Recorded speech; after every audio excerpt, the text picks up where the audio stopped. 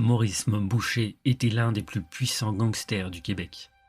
Durant les années 60 et 70, l'industrie de la construction au Québec était sous l'influence d'André Dédé Desjardins, un chef syndical lié à la mafia et surnommé le roi de la construction, qui gérait le syndicat de manière brutale. Dans l'environnement de Boucher, la violence était fréquente et la corruption a fait accepter.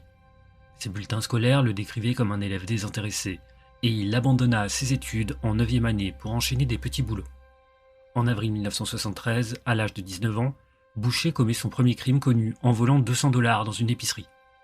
En juillet 1974, il obtient un certificat pour travailler dans la construction, mais il fut rapidement licencié en raison de problèmes liés à sa consommation excessive d'alcool et de drogue. Insatisfait de ses revenus et en quête de fonds pour financer sa dépendance, il se tourna vers la criminalité. À l'automne 1974, il fut arrêté pour 3 cambriolages et passa près de 6 mois en détention. Son premier crime en tant qu'adulte eut lieu dans la nuit du 5 novembre 1974, lorsqu'il tenta de voler 23 cartons de cigarettes dans une épicerie, avant d'être arrêté par la police à la sortie du magasin. Le 5 novembre 1975, Boucher commet un vol à main armée, mais il est rapidement appréhendé et condamné à 40 mois de prison. Armé d'un fusil, il vola 138 $ dans une boucherie, mais la gravité de la peine fut accentuée par l'utilisation d'une arme à feu.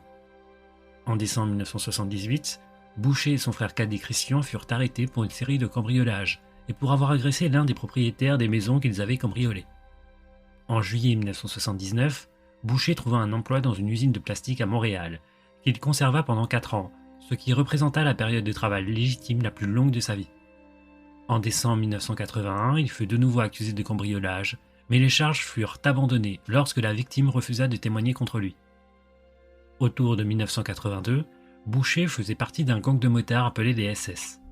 Leurs premières activités consistaient principalement à agresser des immigrants dans le but de les pousser à quitter le pays. Parmi les membres des SS se trouvait Salvatore Cassetta, qui devient un proche de Boucher. En tant que leader du gang, ils se retrouvaient en lice pour rejoindre les Hells Angels, lorsque ces derniers décidèrent d'étendre leurs activités à travers le Canada. Norman Biff Hamel, un autre membre des SS qui avait déjà été condamné pour trafic de drogue en 1978, introduisit le gang dans ce commerce lucratif. Il convainquit le groupe que vendre des drogues serait bien plus rentable que de simplement battre des immigrants, argumentant que bien que cela puisse être amusant, cela ne rapportait pas d'argent. Hamel resta le principal partenaire de Boucher jusqu'à son assassinat en 2000. Durant cette période, Boucher, jusqu'alors un criminel de petite envergure, commença à montrer des qualités de leadership et de charisme qui marquèrent par la suite son ascension chez les Hells Angels. En mars 1985, les Hells Angels de Sorel soupçonnèrent ceux de Laval de gaspiller les profits du trafic de drogue et de détourner 96 000 $ destinés au chapitre de Nouvelle-Écosse. Les membres de Laval furent invités à une fête à Sherbrooke, où ils furent piégés et tués. Ce qui devient connu sous le nom de massacre de Lennoxville choqua même le milieu criminel et renforça la réputation redoutable des Hells Angels du Québec.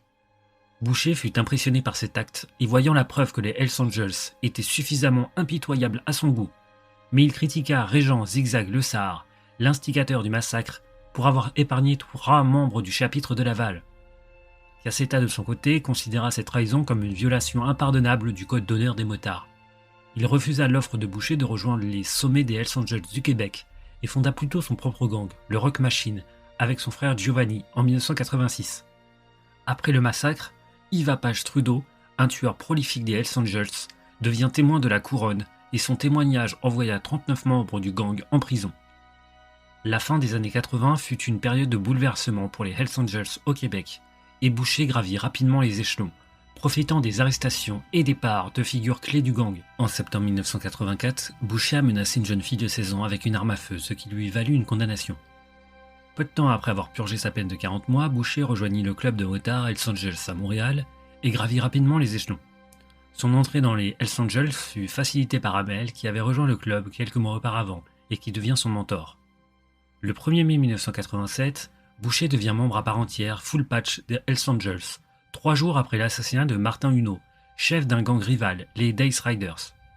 Il est largement supposé que Boucher a tué Huneau pour obtenir son statut de membre à part entière du chapitre montréalais des Hells Angels, le plus ancien et prestigieux du Canada.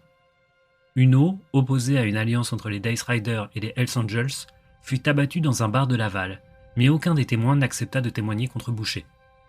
L'assassinat de Huneau permit aux Hells Angels de prendre le contrôle des Dice Riders, transformant ce gang en une bande de subordonnés et consolidant ainsi leur emprise sur le commerce de la drogue à Laval.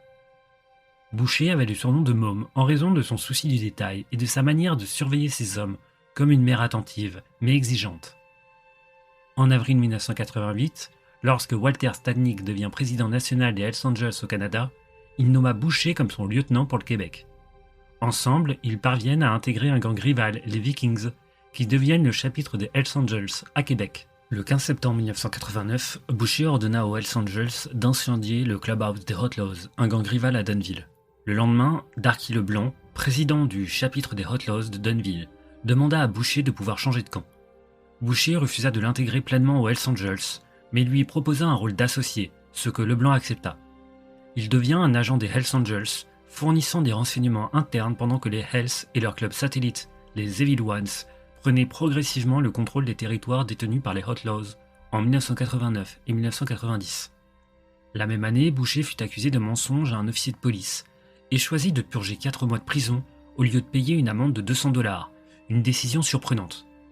Libéré en mars 1990, ses activités passèrent largement inaperçues de la police qui pensait que les Hells Angels étaient en déclin après les nombreuses condamnations des membres dans les années 80. Le 15 septembre 1990, Claude Meunier, président du chapitre montréalais des Outlaws, fut assassiné. Peu après, Tony Mentor, bras droit de Meunier, fut abattu. En novembre 1990, Boucher fut surpris par la police en possession d'un revolver de calibre 38 et paya une amende de $900 pour éviter une peine de prison de 5 mois. En décembre 1990, les Outlaws étaient pratiquement expulsés du Québec par Boucher, leur effectif étant réduit à une dizaine de membres, beaucoup ayant abandonné après les assassinats de Meunier et Mentor. Le chef des Outlaws du Québec, Jean-Sonny Lacombre, vivait en reclus, ne quittant sa maison qu'accompagné de 2 gardes du corps. Avec la défaite des Outlaws, Boucher n'avait plus besoin de Leblanc. Le 21 février 1991, les corps de Leblanc et de son beau-frère Yvan Martel furent retrouvés dans la neige. Interrogé par la police, Boucher nia connaître Leblanc ou Martel. Au début des années 90, Boucher était considéré comme l'un des motards les plus puissants de la province et était impliqué dans diverses activités criminelles lucratives, telles que le trafic de cocaïne et l'usure. Le 26 mars 1992, Boucher fonda le Rocker Motor Club, un club école des Hells Angels à Montréal, qui fut responsable de la majorité des meurtres commis pendant la guerre des motards au Québec. Les membres du Rockers espéraient être promus au sein des Hells Angels. En septembre 1992, la Gendarmerie royale du Canada lança une enquête nommée Projet Jaggi sur une opération de trafic de drogue menée contre la mafia et les Hells Angels qui importaient de la cocaïne du Venezuela via la Jamaïque. Le 25 mai 1993, une équipe de surveillance de la GRC photographia Boucher portant les couleurs des Hells Angels lors d'une rencontre avec Reynald Desjardins, bras droit de Vito Rizzuto, chef de la famille Rizzuto, l'une des plus puissantes du Canada. Desjardins, qui déjeunait chaque dimanche avec Rizzuto, était réputé pour son dégoût de s'associer avec des motards criminels. Un bateau, le Fortune Undervar, faisait des trajets réguliers entre la Jamaïque et Québec pour importer de la cocaïne. Durant l'été 93, des écoutes téléphoniques montrèrent que Boucher et Desjardins étaient en communication presque quotidienne. Le Fortune Undervador devait arriver à Halifax, mais en raison d'une panne de moteur, l'équipage dut jeter 750 kg de cocaïne emballée dans des tuyaux en plastique étanche au large de la Nouvelle-Écosse pour éviter une inspection douanière. Quelques jours plus tard, une équipe des Hells Angels du Québec, équipée de matériel de plongée, tenta de récupérer la cargaison, mais c'est finalement la marine canadienne qui localisa la drogue. Desjardins fut accusé de complot pour trafic de cocaïne, mais Boucher échappa à toute accusation. En 1994, après l'arrestation de Salvatore Cassetta pour conspiration en vue d'importer 200 kg de cocaïne, le Rock Machine se retrouva temporairement sans chef. Maurice Boucher, devenu président du chapitre montréalais des Hells Angels, décida de profiter de cette situation pour s'en prendre au Rock Machine et à d'autres trafiquants indépendants. Son objectif ultime était d'établir un monopole des Hells Angels sur le trafic de drogue de rue à Montréal et à terme dans tout le Québec. Pour y parvenir, Boucher ordonna aux 2 clubs satellites des Hells Angels, les Evil Ones et les Rockers, d'investir les marchés contrôlés par le Rock Machine. Boucher persuada les bars et trafiquants sous contrôle du Rock Machine de renoncer à leurs activités illégales sous la menace de représailles violentes en cas de refus. En juillet 1994, 2 membres des Rockers pénétrèrent dans un magasin de moto au centre-ville et abattirent un associé du Rock Machine. Pendant cette guerre, le président national des Hells Angels, Walter Stadnick, resta en retrait, tandis que Boucher devient le visage public des Hells au Québec, au point où le nom de Stadnik était rarement mentionné par les médias. En 1984, Stadnik avait été impliqué dans un accident, ce qui avait entraîné un incendie qui l'avait gravement brûlé et défiguré. Étant loin d'avoir une apparence télégénique, Stadnik n'avait pas la même présence médiatique que le charismatique Boucher. En apparence, il y avait une division des tâches. Stadnik était responsable de l'expansion des Hells en Ontario et dans les prairies, et de la mise sous contrôle des chapitres des Hells de la Colombie-Britannique, tandis que Boucher menait la guerre des motards au Québec. Boucher et Stadnik, ne parlant pas la même langue, devaient utiliser des interprètes pour communiquer. Durant l'été 1994, Boucher rencontra Stéphane Gagné, un petit trafiquant de drogue, qui accepta de se fournir en drogue auprès des Hells Angels. Cette rencontre, marquée par un langage codé et des gestes, se conclut par l'intégration de Gagné sous la direction de Paul Fontaine, un rocker travaillant pour Boucher. Dans son désir de monopoliser le commerce de la drogue, Boucher ne s'attaqua pas seulement aux Rock Machine, mais aussi à d'autres groupes tels que le clan Pelletier, ce qui aggrava la violence car la plupart des trafiquants montréalais s'unirent pour former une alliance contre les Hells Angels. Le 17 octobre 1994, Danny Kane, un rocker et protégé du lieutenant de Boucher, David Wolf Carroll, contacta le bureau d'Interpol à Ottawa, déclarant qu'il possédait des informations importantes sur les Hells Angels qu'il souhaitait vendre. Il fut mis en contact avec le sergent d'état-major de la Gendarmerie royale du Canada, qui lui assigna 2 agents pour le gérer. Lors de leur première rencontre, le 4 novembre 1994, Kane révéla que Boucher était un homme extrêmement dangereux, craint par les autres membres des Hells Angels, et qu'il prévoyait de tuer quiconque s'opposait à ses plans pour prendre le contrôle du trafic de drogue au Québec. Kane décrivit Scott Steiner, le bras droit de Boucher, comme un homme très agressif qui achetait de la dynamite volée pour fabriquer des bombes. Le 14 novembre 1994, Verdon rapporta que Kane avait déclaré que Biff Hamel, un autre membre des Hells Angels de Montréal, est le principal associé de Maurice Mom Boucher. Un autre rapport de Verdon mentionnait que Mom Boucher donne les ordres d'exécution pour la guerre actuelle contre le Rock Machine. Scott Steiner est l'exécuteur. De 1994 à 1997 et de 1999 à 2000, Danny Kane a travaillé en tant qu'informateur pour la Gendarmerie royale du Canada, et ses rapports hebdomadaires sont la principale source d'informations sur les actions de Maurice Boucher pendant la guerre des motards au Québec. Kane a également révélé à la GRC que Boucher payait plus du double du salaire hebdomadaire d'un policier pour obtenir des informations. Selon lui, une grande partie du service de police de la ville de Montréal était sous la paix de Boucher, qui se vantait souvent d'avoir un détective de haut rang à son service, ce qui lui permettait de tout savoir sur les actions de la police à son encontre. En 2013, la source de Boucher a finalement été révélée. Il s'agissait du détective Benoît Roberge. Les rapports de Kane indiquent que Boucher était l'instigateur de l'affaire Thor, qui a tant contribué à discréditer la Sûreté du Québec dans les années 90. En avril 1994, un cargo norvégien, le Thor 1, est arrivé à Montréal. Agissant sur un tuyau anonyme, la Sûreté du Québec perquisitionne le navire et découvre 26,5 tonnes de hashish cachées à l'endroit exact mentionné par l'informateur anonyme. Sur la base de cette découverte, Jerry Matix, chef du West End Gang irlando-canadien qui contrôlait le port de Montréal, a été accusé de conspiration pour importation de drogue en mai 1994. Cependant, l'affaire s'est effondrée au tribunal lorsque les avocats de Matix ont prouvé que la Sûreté du Québec avait fabriqué des preuves, notamment des documents en français trouvés chez Matix. Matix, issu d'une famille pauvre d'immigrants irlandais nés en 1940 dans l'un des pires bidonvilles de Montréal, était analphabète et incapable d'écrire quoi que ce soit ni en français ni en anglais. Le scandale de l'affaire Thor a conduit à une commission royale d'enquête qui a critiqué la Sûreté du Québec pour des pratiques non professionnelles telles que la fabrication de preuves, la menace des témoins et le parjure. Les notes de Kane indiquent que c'était Boucher qui avait passé l'appel anonyme et avait soudoyé les détectives de la Sûreté du Québec pour qu'ils placent les preuves, considérant cela comme une situation gagnant-gagnant pour lui.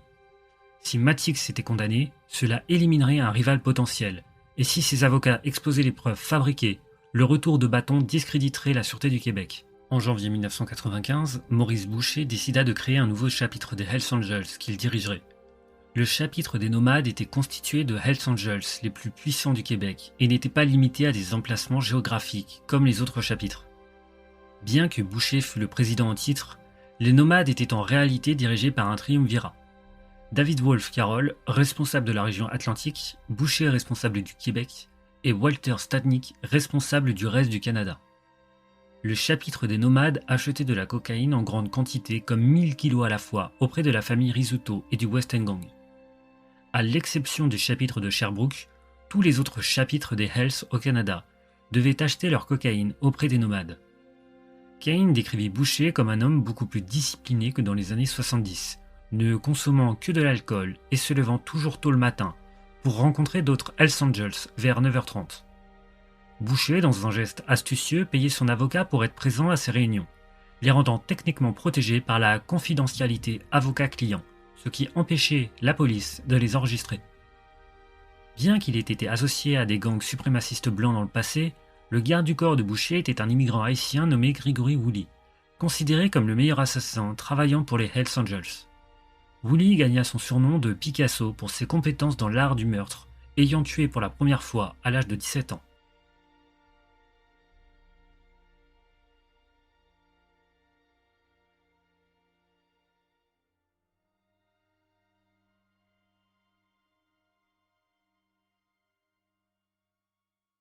En mars 1995, Maurice Boucher fut arrêté par la police alors qu'il portait une arme à feu, ce qui lui valut quelques mois de prison.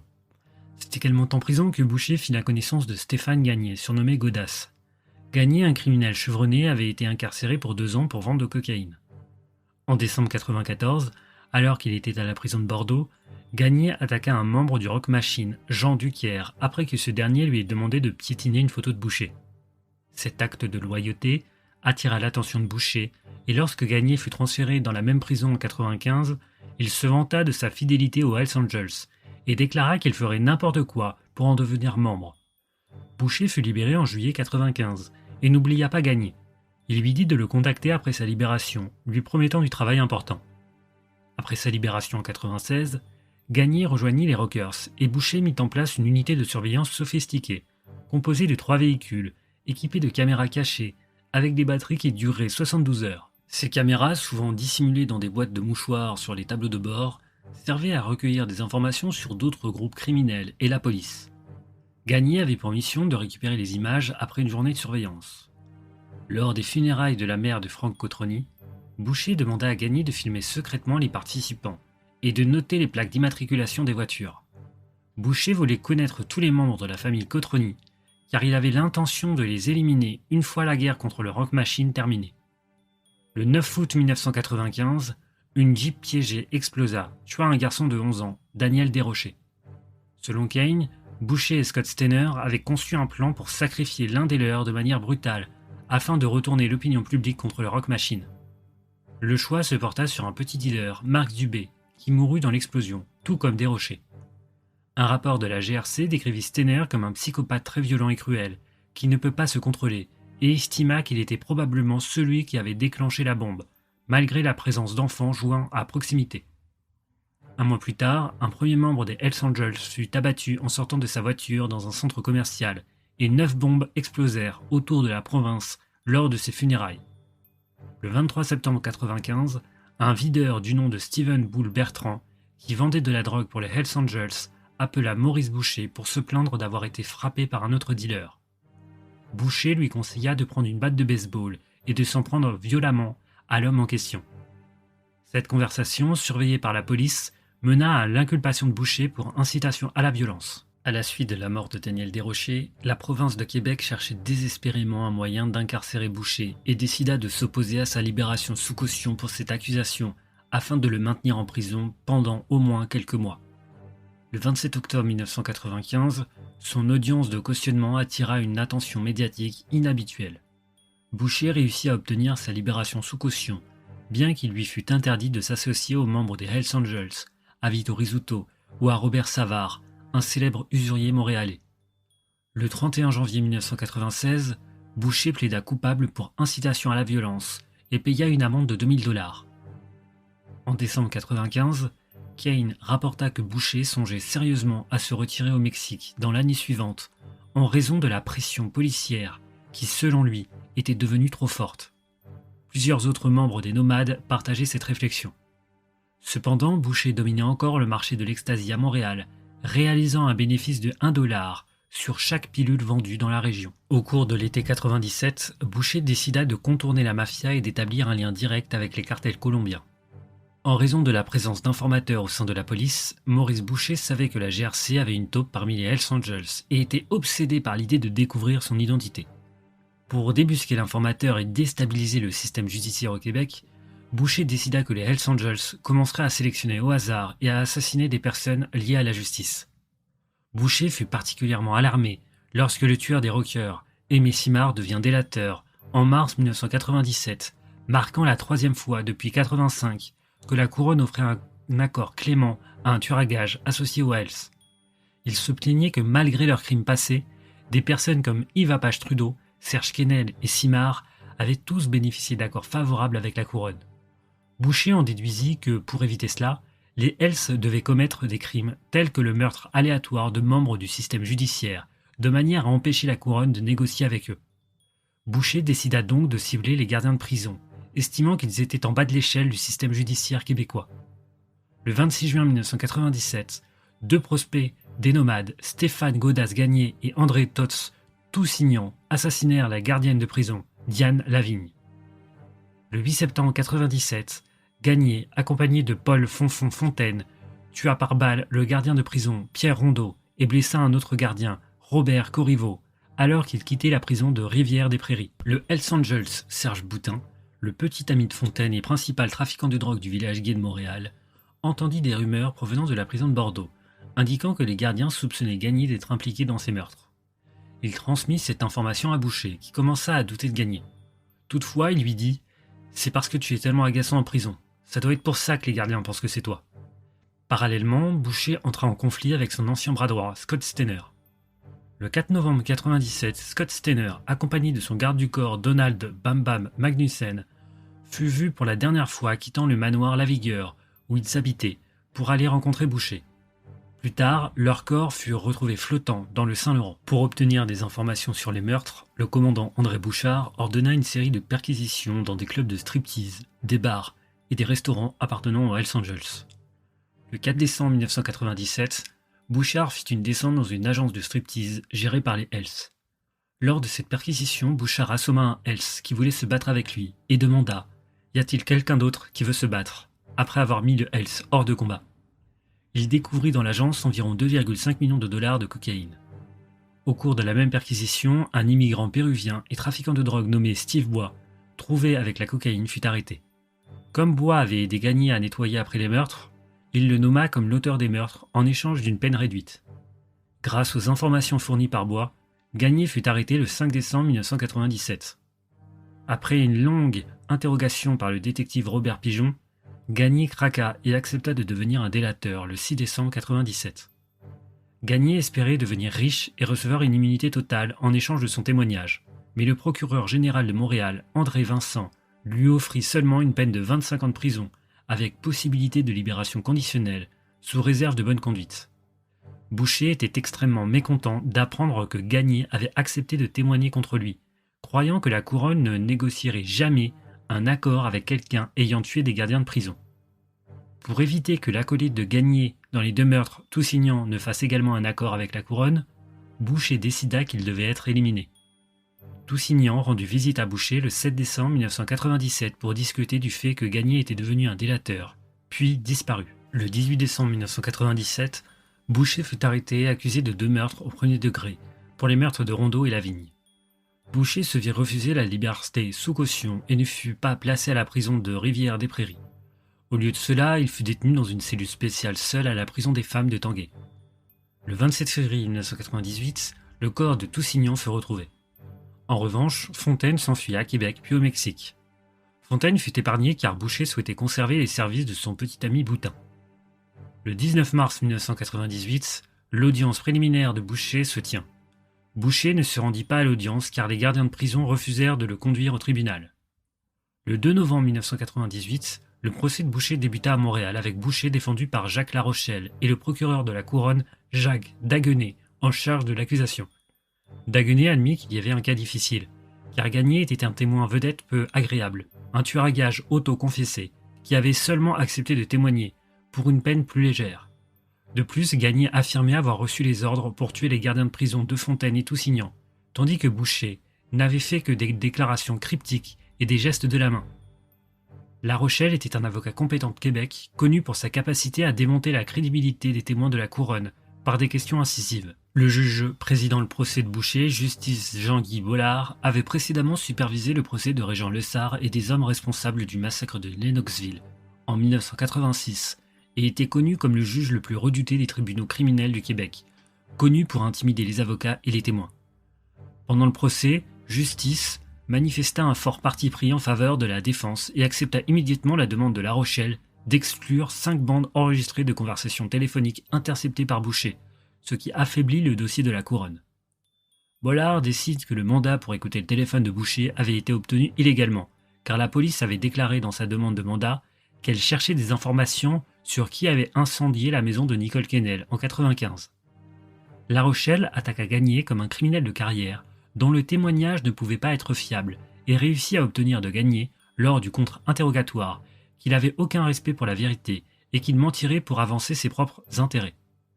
Boucher ne jugea pas nécessaire de témoigner en sa propre défense. Dans ses instructions au jury, Justice Bollard accusa presque Gagné de parjure et incita le jury à acquitter Boucher. Le 27 novembre 1998, Boucher fut acquitté des accusations de meurtre des gardiens Rondeau et Lavigne.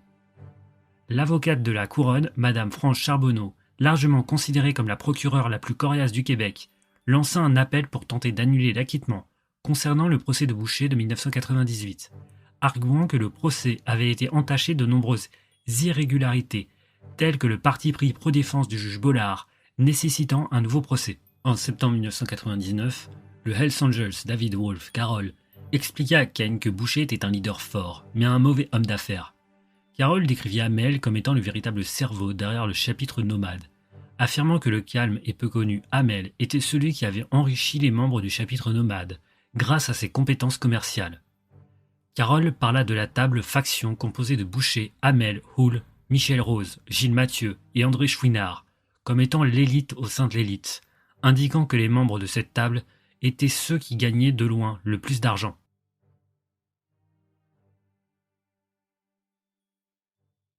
Le 26 avril 2000, Boucher déjeuna dans un restaurant avec André Dédé Desjardins, l'un des patrons de syndicats les plus influents du Québec, devenu le prêteur sur gage le plus prospère de Montréal. La rencontre ne fut pas amicale. Boucher demanda à Desjardins de pardonner un prêt avec un intérêt de 52% qu'un ami à lui avait contracté auprès de Desjardins et peinait à rembourser. Une demande que Desjardins rejeta. Cependant, Desjardins accepta de rencontrer Boucher le lendemain pour discuter davantage de l'affaire. Le 27 avril 2000, Desjardins fut assassiné alors qu'il montait dans sa voiture. Au lieu de rencontrer Desjardins comme il l'avait promis, Boucher alla prendre un café dans son café préféré, l'Au Bon Pain. Pendant que Boucher profitait de son café, le commandant Bouchard arriva à l'Au Bon Pain pour demander à Boucher ce qu'il savait sur le meurtre de Desjardins et pourquoi il n'avait pas pris son petit déjeuner avec lui comme il l'avait promis. Dans l'après-midi du 27 avril, Boucher rencontra avec son avocat Gilbert Frigeon Bouchard dans une station de police pour discuter du meurtre de Desjardins. Boucher affirma que lui et Desjardins avaient discuté de la météo en République dominicaine la veille, ce qui l'avait tellement ennuyé qu'il avait décidé de sauter le petit déjeuner avec Desjardins ce jour-là. Boucher dit à Bouchard qu'il était triste que son ami Desjardins ait été assassiné et le contacterait immédiatement s'il entendait quoi que ce soit. Bouchard se souvient plus tard que Boucher ne semblait pas du tout bouleversé par le meurtre de son ami Desjardins. Lors du procès de Boucher en 2002, Gagné témoigna que Boucher détestait profondément le pouvoir de la mafia et prévoyait de les chasser de Montréal, mais attendait d'avoir remporté la guerre des motards du Québec contre les Rock Machines avant de s'attaquer à la mafia, qui était une organisation beaucoup plus puissante. Cependant, Gagné témoigna que Boucher voulait éliminer des personnes comme Desjardins, des criminels franco-canadiens, prêts à travailler avec la mafia comme mesure intérimaire pour affaiblir le pouvoir de la mafia, avant de les affronter directement. Thiers et Marsden écrivirent que le meurtre de Desjardins n'était pas un meurtre isolé pour une simple dette, mais plutôt le début d'une nouvelle ère de consolidation de l'empire de drogue, maintenant massif des Hells, qui s'étendait à travers le Québec et les Maritimes, et se répandait rapidement en Ontario et dans l'ouest du Canada. Le partenaire d'affaires de Desjardins, Robert Savard, fut tué le 7 juillet 2000 après avoir pris le petit déjeuner avec Boucher la veille, et d'ici octobre 2000, il y avait eu 11 meurtres de gangsters indépendants, non affiliés à la famille Rizzuto, qui avaient précédemment été alliés des Hells Angels. En juin 2000, Sandra Craig, une immigrante bolivienne et fille de l'un des seigneurs de la drogue les plus puissants de Bolivie, fut presque tuée par les Hells dans les rues de Montréal. Le 29 août 2000, Son mari canadien Raymond Craig fut tué par les Hells Angels de la ville touristique de Saint Adèle. Les Craigs avaient précédemment été le principal lien entre les gangsters colombiens et la famille Rizzuto, ainsi que les Hells Angels à Montréal.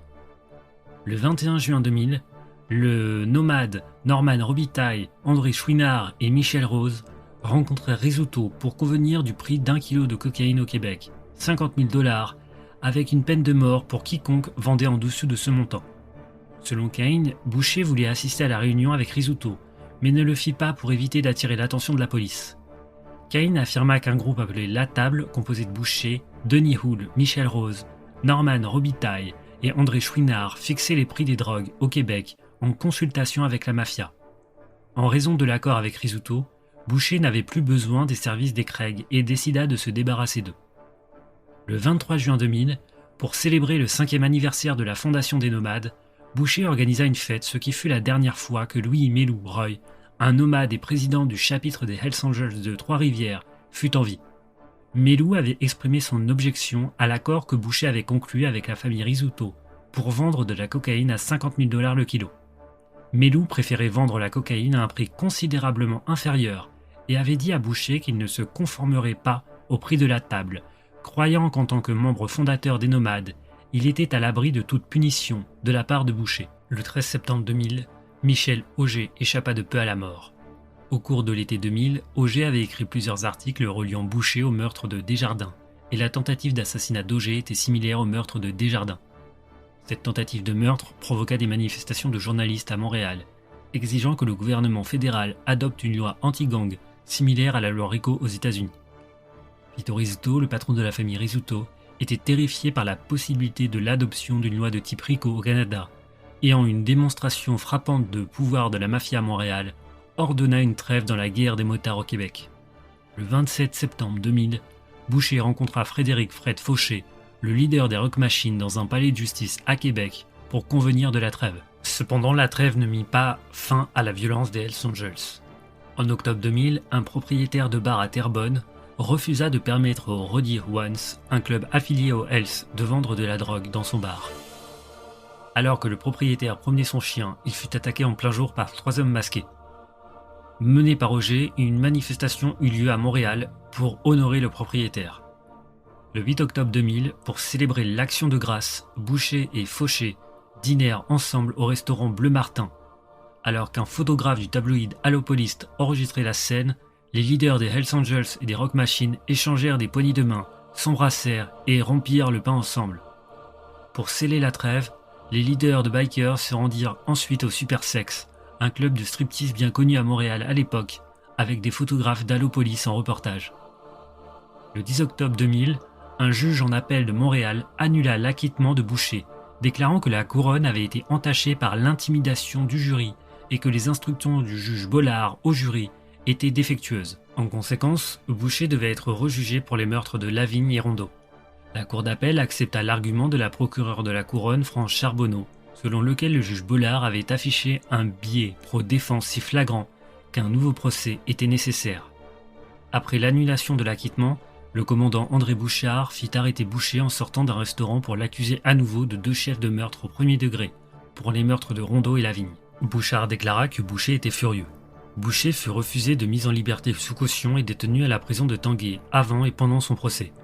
Il refusa de manger la nourriture de la prison par peur d'empoisonnement, se nourrissant plutôt exclusivement de barres chocolatées. L'avocat de Boucher, Robert Lemieux, annonça que son client avait lancé une poursuite de 30 millions de dollars contre la province de Québec, alléguant une poursuite abusive. Malheureusement pour Boucher, il rédigea lui-même la lettre de plainte, ce qui suscita un ridicule général en raison des nombreuses fautes d'orthographe et erreurs grammaticales. La découverte que Boucher, ancien élève du secondaire, était incapable d'écrire une phrase correcte en français, ternit quelque peu son image publique, lui donnant une allure un peu maladroite. Boucher engagea l'avocat Alan Gold pour contester la décision de la Cour d'appel devant la Cour suprême, mais en vain, car en décembre 2000, la Cour suprême se rangea du côté de la couronne. Sandra Craig, qui avait été traquée par les Hells pendant plusieurs mois, se rendit à la police et fournit des preuves à charge contre Boucher. Craig, qui était une trafiquante de drogue active en partenariat avec son mari décédé, détenait de nombreuses informations sous forme de tableaux et de factures concernant la vente de drogue à Montréal, témoignant qu'elle et son mari avaient organisé la vente de 1700 kg de cocaïne aux Hells Angels entre 1998 et 2000. Pendant ce temps, le commandant Bouchard avait utilisé les rapports de Kane sur les meurtres commis par les Hells et les Rockers comme base pour une liste de suspects, puis avait demandé à 2 détectives de réexaminer minutieusement toutes les preuves judiciaires des meurtres mentionnés par Kane. Après un travail intensif, les détectives découvrirent 4 éléments de preuve ADN précédemment donc détectés, tels que des flocons de peau et de la salive sur des mouchoirs trouvés sur les scènes du crime. Utilisant la liste des tueurs de Kane, Bouchard fit saisir par le service de police de la ville de Montréal des preuves ADN laissées à découvert par les Hells Angels ou les Rockers, comme des restes de nourriture non consommés dans les restaurants ou des gobelets de café jetés, pour les soumettre à des tests ADN. Ainsi, le service de police de la ville de Montréal relia 4 Hells Rockers, notamment le garde du corps de Boucher Gregory Woody, au meurtre. Le 28 mars 2001, Boucher apprit de sa cellule que l'opération Printemps avait conduit à l'arrestation de 142 motards, dont 80 des 106 Hells Angels Full Patch, presque toute la section nomade, ainsi que chaque membre des Rockers et des Evil Ones. Pendant la guerre intense entre les Hells Angels et les Rock Machines, Boucher ordonna les meurtres des agents correctionnels du Québec, Diane Lavigne et Pierre Rondeau. En 1998, un jury acquitta Boucher des accusations d'avoir ordonné ces meurtres. Il fut alors étroitement surveillé par la police. En 2000, la cour d'appel annula l'acquittement précédent et il fut arrêté à nouveau. Il fut reconnu coupable des meurtres avec l'aide d'un informateur de la police en mai 2002. Le témoin clé pour l'accusation était Stéphane Gagné, qui avait été impliqué dans les 2 meurtres. Il témoigna que Boucher lui avait ordonné d'exécuter les meurtres. Outre Gagné, Serge Boutin devient également un témoin de la couronne. En février 2000, Boutin tue un autre trafiquant de drogue et informateur de la police, Claude Dessert, dans un chalet de ski. Étant donné que Dessert portait un micro au moment où Boutin l'a tué, la police écouta les dernières minutes de sa vie. Faisant face à une peine de réclusion à perpétuité, Boutin conclut un accord avec la couronne où il plaida coupable d'homicide involontaire et purgèrent 7 ans de prison en échange de son témoignage contre Boucher. L'un des témoins au premier procès, qui avait déclaré avoir vu Gagné mettre le feu à sa voiture après avoir tué Rondeau, refusa de témoigner au 2e procès. Boucher avait visité son magasin de meubles dans le centre-ville de Montréal, où elle travaillait comme employée, lui lançant des regards menaçants tout en prétendant faire du lèche-vitrine. Charbonneau affirma « Elle a failli mourir de peur ». Les preuves les plus accablantes viennent de l'au-delà, les rapports soumis par Kane à la GRC étant présentés comme preuve par la couronne. Peu avant de mettre fin à ses jours en août 2000, Kane avait volé les dossiers financiers des nomades, documents présentés comme preuve pour la couronne. Pendant le procès, Charbonneau adopta une attitude si féroce que l'avocat de Boucher, Jacques Larochelle, était visiblement perturbé. Lorsque Larochelle commence à se référer à Boucher comme « môme » dans la salle d'audience afin de le rendre plus sympathique au jury, Charbonneau s'opposa chaque fois, affirmant qu'il devait être appelé Monsieur Boucher. Elle fut si efficace dans ses objections que même Larochelle finit par le qualifier, son client, de Monsieur Boucher. Lors de son contre-interrogatoire de Gagné, Larochelle nota des incohérences dans sa première confession au sergent Pigeon, conduisant Gagné à répondre qu'il n'avait pas dormi depuis presque 24 heures et était fatigué. Larochelle dit sarcastiquement à Gagné « J'ai vu la vidéo et tu n'as pas l'air fatigué ». Charbonneau se leva pour annoncer « Voyons la vidéo ». La vidéo fut diffusée, où un Gagné clairement épuisé et presque endormi à plusieurs reprises durant sa confession, ce que Charbonneau utilisa pour presque mettre Larochelle en jugement, l'accusant d'être un avocat pathologiquement malhonnête, prêt à dire n'importe quoi pour gagner le procès. Après 11 jours de délibération du jury, Boucher fut reconnu coupable d'une tentative de meurtre et de 2 meurtres au premier degré le 5 mai 2002. Il a reçu une peine automatique de réclusion à perpétuité, sans possibilité de libération conditionnelle avant au moins 25 ans.